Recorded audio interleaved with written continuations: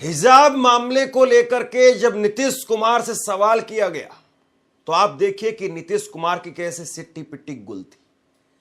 वो नीतीश कुमार जिन्होंने भरे मंच पर एक मुस्लिम महिला डॉक्टर का, नुसरत परवीन का हिजाब खींच लिया था और उसको बाद में नीतीश कुमार की पार्टी के प्रवक्ता आकर के कहते रहे कि वो तो पिता के तरीके से, पिता के रूप में उनका बेटी और बाप का रिश्ता था। और यहां तक कि राज्यपाल ने इस बात को कह दिया। आरिफ मोहम्मद खान जो कि बिहार के राज्यपाल हैं, उन्होंने इस बात को कह दिया कि ये तो बाप और बेटी का रिश्ता, इसको विवाद कहना गलत होगा। उन्हें दर्द होता है इस बात का कि इसको विवाद क्यों कहा जा रहा है। लेकिन नीतीश कुमार से जब सवाल पूछा गया तो नीतीश कुमार की सिट्टी पिट्टी गुल हो गई। नीतीश कुमार जवाब नहीं दे पाए। एयरपोर्ट पर नीतीश कुमार पहुंचे थे और एक महिला पत्रकार ने सवाल किया, ऐसी क्या नौबत आ गई नीतीश कुमार जी, यह सवाल था, सुनिए जरा, ऐसी क्या नौबत आ गई नीतीश कुमार जी कि आपको महिला डॉक्टर का, मुस्लिम महिला डॉक्टर का नकाब खींचना पड़ा। यह सवाल था। कुछ नहीं बोले इस सवाल पर। फिर आगे वो दोहराती हैं, फिर वो कहती है कि रिपोर्टर कहती है कि क्या आप माफी मांगेंगे। ये नीतीश कुमार से जो है सीधा सवाल किया गया। और सबसे बड़ी बात यह है कि नीतीश कुमार दूसरी तरफ से कुछ नहीं बोल पाए, कुछ नहीं बोल पाए नीतीश कुमार। और ऐसा नहीं कि उनको सुनाई नहीं दिया, बहुत भीड़ थी, बहुत क्राउड थी। मैं आपको जरा सुनवाता हूं ये रिपोर्टर क्या कह रही है। और इस रिपोर्टर ने जब ये सवाल किया तो कैसे नीतीश कुमार खिसक लिए वहां से, इस चीज को जरा सुनिएगा। और इसी खबर में हम बात करेंगे हिजाब मामले को लेकर के। उत्तर प्रदेश के अंदर मशहूर शायर मुनव्वर राणा की बेटी सुमैया राणा, उनको हाउस अरेस्ट करके रखा हुआ है। और उनको आज एक फोन आया पाकिस्तान से। एक रिपोर्टर कहता है कि मैं आपसे बात करना चाहता हूं। और मुनव्वर राणा की बेटी ने क्या शानदार करारा जवाब दिया है पाकिस्तान के उस रिपोर्टर का, और उस पर भी हम बात करेंगे। लेकिन मुझे लगता है कि उससे पहले एक बार जरा नीतीश कुमार को देख लीजिए, सुन लीजिए, और क्या हालत हो गई है नीतीश कुमार की, जरा देखिए। से मुलाकात क्या बोलेंगे? क्या नौबत रही कि महिला डॉक्टर का हिजाब खींचना पड़ा सर? क्यों महिला डॉक्टर का हिजाब खींचना पड़ा सर? माफी मांगेंगे सर, माफी मांगेंगे सर, नीतीश जी माफी मांगेंगे। क्या क्यों ये नौबत रही कि महिला डॉक्टर का हिजाब खींचना पड़ा सर? क्या माफी मांगना चाहिए?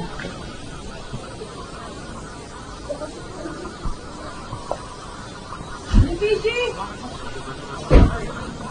माइक पीछे करो ना यार। पहली बार यहाँ पर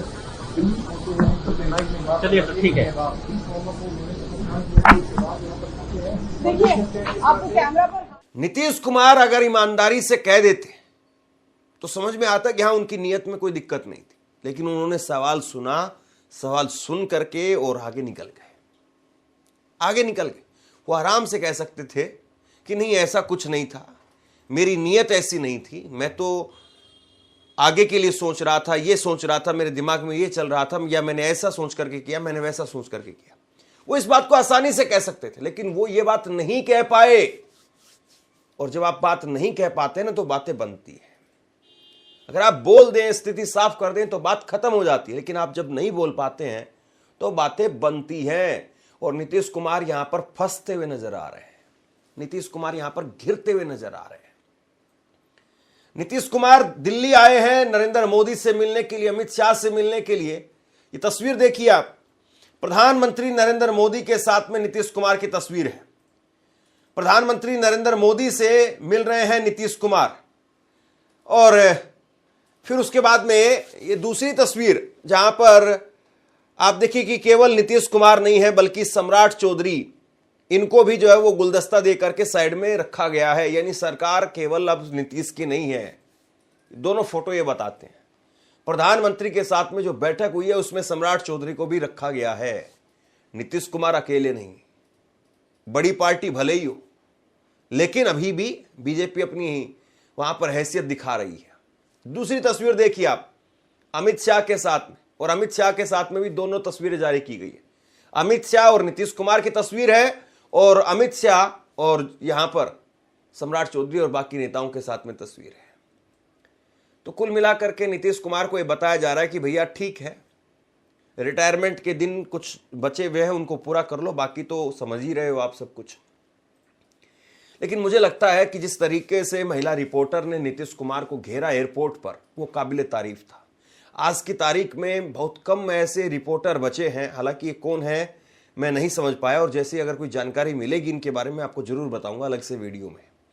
बहुत कम रिपोर्टर आज के वक्त में ऐसे हैं जो खुल करके इस तरीके से सवाल पूछ पाते हैं। और चूंकि हम इस लाइन के हैं, पत्रकारिता करते हैं, तो इसलिए उस सवाल को सुन करके मुझे जरूर लगा कि हाँ, अब ये ऐसा ना हो कि कोई एक्टिविस्ट ना हो। मुझे उसकी बातों में बहुत कुछ अलग सा जो है वो नजर आया। आज के वक्त की जो पत्रकारिता है उसमें इतने तीखे सवाल किसी मुख्यमंत्री से कोई पूछ पाए, बहुत कम जो है मुझे इसको लेकर के आज के तारीख में कोई रिपोर्टर दिखाई देता है जमीन के ऊपर जो इस तरह से बेबाकी से सवाल पूछ पाए। और वो भी खास तौर पर जिस तरीके से उन्होंने कह दिया कि भैया माफी मांगोगी क्या। मुझे लगता है एक बार फिर से सुनिए। से मुलाकात जी क्या बोलेंगे? क्या नौबत रही कि महिला डॉक्टर का हिजाब खींचना पड़ा सर? क्यों महिला डॉक्टर का हिजाब खींचना पड़ा सर? माफी मांगेंगे सर, माफी मांगेंगे सर, नीतीश जी माफी मांगेंगे। क्या क्यों ये नौबत रही कि महिला डॉक्टर का हिजाब खींचना पड़ा सर? क्या माफी मांगना चाहेंगे?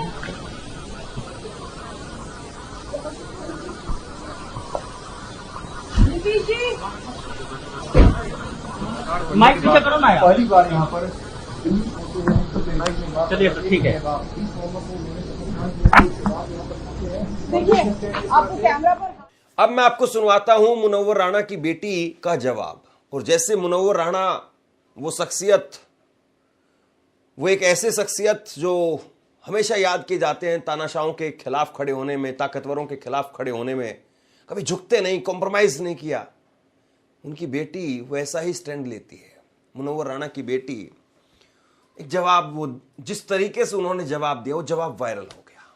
पाकिस्तान का एक रिपोर्टर कहता है कि मैं इंटरव्यू करना चाहता, और इस इंटरव्यू को लेकर के जो जवाब मुनव्वर राणा की बेटी ने दिया वो बताता है कि देखिए, गोदी मीडिया की तरीके से टीआरपी अगर बटोरनी हो तो पाकिस्तान की तरफ से खूब राजनेताओं को बुलाया जाता है, पाकिस्तान के क्रिकेटरों को बुलाया जाता है, पाकिस्तान के सेना के अधिकारियों को बुलाया जाता है, और वो टीवी पर बैठ करके भारत को गाली देते हैं।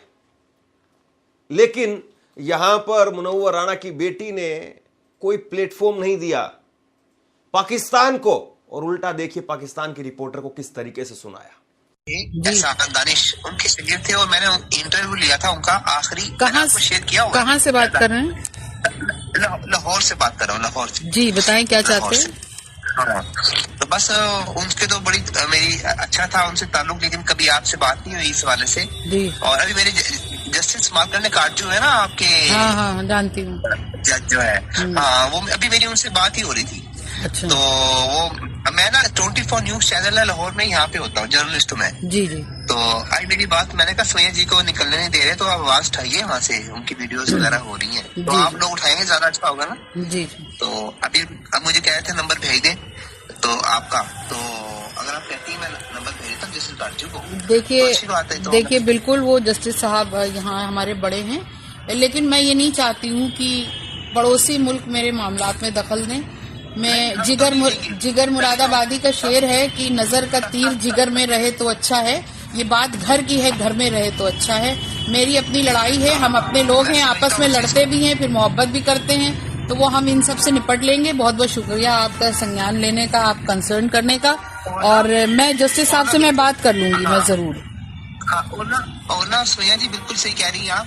इस हवाले से ना मीडिया पे पाकिस्तान में, मैंने अपने चैनल पे भी ना मैंने सबको कहा है, दोस्तों को मैंने कहा हम लोगों को ना अगर वहाँ पे किसी मुसलमान के साथ ज्यादती होती है ना, तो वो हम अगर बीच में पाकिस्तान पड़ता है ना, इवन कि पाकिस्तान ने कंडेम भी किया, मैं कहा गलत बात है, वहाँ के जो मुसलमान है वो बेचारे फेस करते हैं हमारा। हम ऐसा है हम फेस नहीं, हम सब यहाँ पे कुछ हर जगह अच्छे बुरे लोग होते हैं, लेकिन यहाँ पर सरकार है वो भी हमारी है, ये सारे लोग भी हमारे हैं, और सबसे ज्यादा यही हमारे हैं। तो हम ये लड़ाई जो हमारी आपस की है वो लड़ाई भी हो जाती है, कुछ दिन बाद मोहब्बत भी हो जाती है हमारी आपस में, तो कोई बात नहीं। आप लोग मेरा अगर आप देखिए मेरे हवाले से, मैं आपका जो न्यूज नेशन चैनल है जी टीवी, उस पे आता हूँ। मैं पॉजिटिव बिलीव रखता हूँ जर्नलिज्म पे। मैं ये कहता हूँ लड़वाने की बजाय खबर को नफरत बनाकर आगे पेश करके अपना काम चलाने की बजाय आप सब इंडस्ट्रीज हैं, सब इंडस्ट्रीज हैं, हर आदमी की अपनी इंडस्ट्री चलाने का तरीका होता है, लेकिन आवाम में बहुत मोहब्बत है और आज भी हम सब लोग एक साथ खड़े हैं। कोई भी मैटर होता है, आपको मैंने एक क्लिप भेजा हुआ, मैं देखूंगी। हाँ बिल्कुल, बैरून अक़वामी वो शायर थे, तो जाहिर सी बात है वो तो और उनके जो एहसान दानिश पे दादा थे ना, जी जी उनके तो वो शिगिर्द थे, लोगों मैं जानती हूँ कि उनके उस्ताद। तो उनसे मेरी मोहब्बत तो हमारी, मैं तो इंडिया में आया था 2017 में, वहाँ की रिपोर्टिंग की, और जब मैं वापस आया मैंने पॉजिटिव इंडिया के हवाले से रिपोर्टिंग की। तो मैं ये समझता हूँ कि हमारे जो दादा थे ना, बड़े दादा, कि मेरे ग्रैंड फादर वो दिल्ली में रहते थे। उनका मदरसा था जामे मस्जिद दिल्ली के बिल्कुल सामने। वहाँ पे मौलाना अफसर हाली भी पढ़े उनके पास, सर सईद अहमद खान भी आके उनके पास पढ़े, और 1857 की जंग में मिलकर वो हिंदुस्तान की आजादी के लिए लड़े थे। मैं वो जर्नलिस्ट हूँ जो बात करता हूँ कि पीस के हवाले से अगर पाकिस्तान की तरफ से, मैं ये मानता हूँ पाकिस्तान की तरफ से खराबियां बहुत सारी होती है, तो और जो होती है तो वो वहाँ बेचारे जो हमारे मुसलमान है, एक देखिए मुस्लिम हिंदू नहीं होता। और बिल्कुल भी मैं ये नहीं चाहती हूँ पीरजादा साहब कि हमारे कोई भी मुद्दे वहाँ पर उठाए जाएं, क्योंकि हम लोग खुद अपने में आपस में अल्हम्दुलिल्लाह हमारी बड़ी अच्छी ट्यूनिंग है यहाँ पे। हम लोग कुछ मुद्दों पर अगर अलग हैं, लेकिन मुल्क के मुद्दे पर सब एक हैं और इंशाल्लाह एक रहेंगे। ठीक है, चलिए, बहुत अच्छा लगा आपसे बात करके, शुक्रिया, अस्सलाम वालेकुम। आपसे कुछ कहना चाहता हूं। आज के वक्त में पत्रकारिता करना कितना मुश्किल काम है, लेकिन अगर ऐसे में भी कोई आपकी खबर दिखा रहा है, कोई आपके मुद्दे पर बात कर रहा है, तो आपको भी उसका साथ देना चाहिए। अगर आपको लगता है कि मेरी पत्रकारिता सही है, मैं आपके लिए आपकी खबर वो दिखा रहा हूं, तो ऐसे में आप मेरा सहयोग कीजिए। आप इस वीडियो को जब लाइक करेंगे तो लाइक के साथ में ही एक थैंक्स का बटन आपको दिखाई देगा। उस थैंक्स के बटन पर आप क्लिक कीजिए और जो भी सहयोग राशि दे सकते हैं वो दीजिए। दूसरा, आप चैनल को ज्वाइन कर सकते हैं और चैनल को ज्वाइन करके भी मुझे मदद कर सकते हैं। ये वाकई जो है वो बताता है कि माइंड बिल्कुल क्लियर होना चाहिए, लड़ाई किस तरफ है, किसके साथ है, वो क्लियर होना चाहिए। और ऐसा भी नहीं होना चाहिए कि हमारी लड़ाई में, आपस की लड़ाई में कोई दूसरा आकर के मजे ले जाए। आपकी लड़ाई है, आप लड़िए। आपके सिस्टम के साथ लड़ाई है, सरकार के साथ है लड़ाई है, लड़िए। लेकिन उसमें कोई तीसरा बंदर बीच में आकर के रोटी छीन करके ले जाए, ये सही नहीं था। और मुझे लगता है कि बहुत शानदार काम किया है मुनव्वर राणा की बेटी ने। उन्होंने बड़ा करारा जवाब दिया, कहा कि घर की बात घर में रहे तो अच्छा है, आप क्यों बीच में तीसरे तेली यहां पर आ रहे हैं, हम अपने आप देख लेंगे। इतने तो ताकतवर हैं भारतीय, कोई भी सरकार हो, कितना भी ताकतवर आदमी, उससे सवाल जवाब कर सकते हैं। और कम से कम भारत का संविधान ये हमें अधिकार देता है। कम से कम भारत में पाकिस्तान जैसे हालात तो नहीं है। बड़ा शानदार और बेबाकी से जो है वो जवाब दिया, और ये जवाब वायरल हो गया है। वहीं आज कांग्रेस के नेता पवन खेड़ा ने नीतीश कुमार को घेर लिया। हिजाब के मामले पर नीतीश कुमार को जिस तरीके से पवन खेड़ा ने नरेंद्र मोदी को, चूंकि अब वो प्रधानमंत्री से मिलने के लिए आए, और नीतीश कुमार को जिस तरीके से खरी खरी सुनाई है, सुनिए जरा एक बार। जो पिछले 7-8 दिन से एक सवाल मन में है, बेटी बचाओ बेटी पढ़ाओ अच्छा नारा है, जब बेटी पढ़ के बाहर निकले तो वो क्या कपड़े पहने, ये सवाल बहुत गंभीर हो गया। कभी कहा जाता है कि साहब उसने छोटे कपड़े पहने थे, टाइट कपड़े पहने थे, गलती उसकी। अब कहा जा रहा है साहब उसने हिजाब पहना था, गलती उसकी। नीतीश कुमार प्रदेश के मुख्यमंत्री हैं और उन्होंने डॉक्टर नुसरत परवीन का हिजाब बार बार खींचने की कोशिश की, कैमरा के सामने खींचने की कोशिश की। अब बताइए, ये देखने के बाद कितने मां बाप हिम्मत दिखाएंगे अपनी बेटियों को पढ़ाने के लिए भेजें। डॉक्टर बनी, पढ़ लिख कर, मेहनत करके, गरीबी से लड़कर डॉक्टर नुसरत परवीन ने सोचा था कि अच्छी नौकरी करेगी, लेकिन प्रदेश का मुख्यमंत्री इस तरह की हरकत करेगा और उसके बाद आपको क्या लगता है कोई हिम्मत दिखाएगा? बात हिजाब की नहीं है, बात डॉक्टर नुसरत परवीन की नहीं है, बात मुसलमान की नहीं है। कुछ लोगों की राजनीति इसी पर चलती है, वो चलाएं अपनी राजनीति इस पर। बात पल्लू की भी नहीं है, बात घूंघट की नहीं है, बात सिखों की पगड़ी की नहीं है, बात धोती और लुंगी की नहीं है, बात है आपकी और मेरी मर्जी की, बात है मेरी और आपके सम्मान की।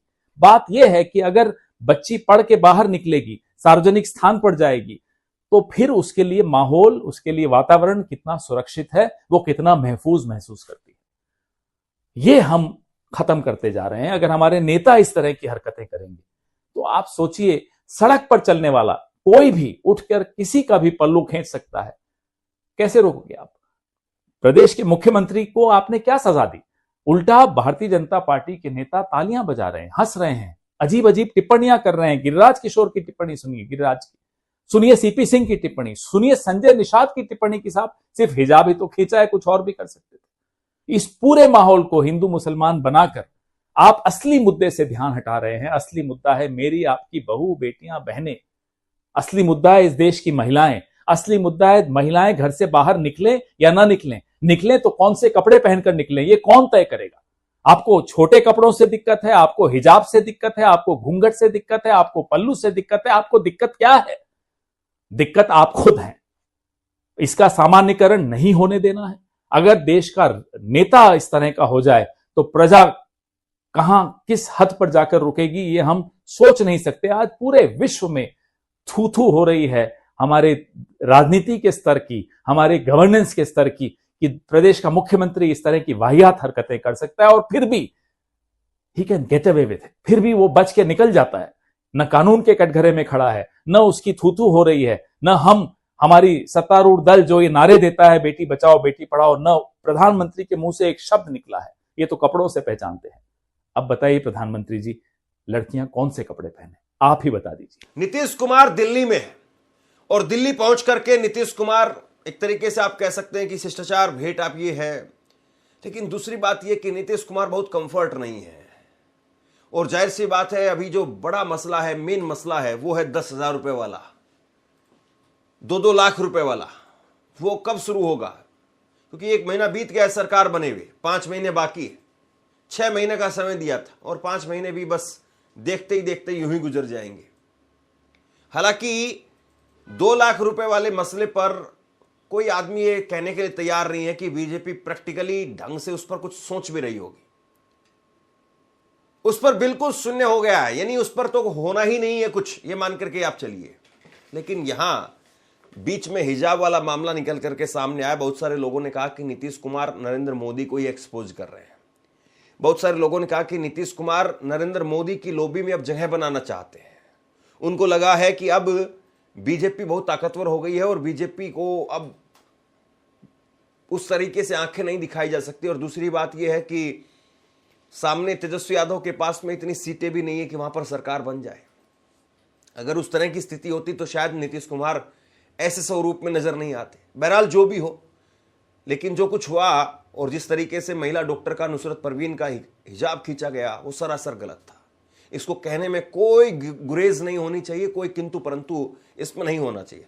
और दूसरी बात यह है कि महिला डॉक्टर के बारे में बहुत बार बातें उड़ाई गई कि नहीं वो तो डॉक्टर अपनी नौकरी ज्वाइन कर रही है, परिवार वाले ज्वाइन कर रहे हैं, मीडिया बतंगड़ बना रहा है बेकार का, बहुत सारी इस तरह की बातें कही गई। लेकिन उस बेटी ने साफ तौर पर मना कर दिया है और जो आखिरी तारीख थी ज्वाइनिंग की वो भी चली गई है। कहीं ऐसा ना हो कि नीतीश कुमार पर यह हिजाब वाला मामला उनकी बीतती हुई राजनीति पर एक कलंक साबित हो जाए। बहरहाल नरेंद्र मोदी से मिल करके क्या लेकर के जाएंगे, बहुत बड़ा सवाल है। इस पर हम अलग से बात करेंगे। शेयर कीजिए इस खबर को और आप क्या सोचते हैं नीचे कमेंट बॉक्स में लिख करके जरूर बताइए। बहुत बहुत धन्यवाद।